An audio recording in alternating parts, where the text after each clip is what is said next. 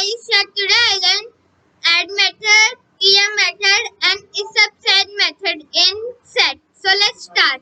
My first method is add method. S is I make the set and my set name is Ayush.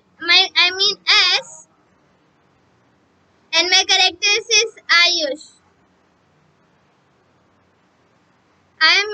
I write the method add method. I add Jha. Print S. The Jha is added in the set. My second method is clear method. Clear method clear all the sets. So I make the string set and my set name is X and my characters is pencil.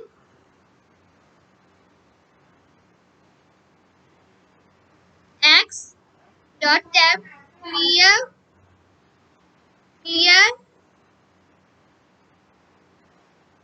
print X. Set is cleared. My third method is Issubset method. Issubset method tells the set in the set is set or not. So I make the set and my set name is Y and my characters is pen.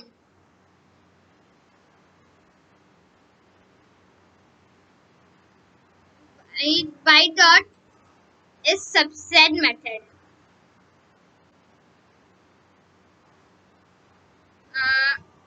I write Y.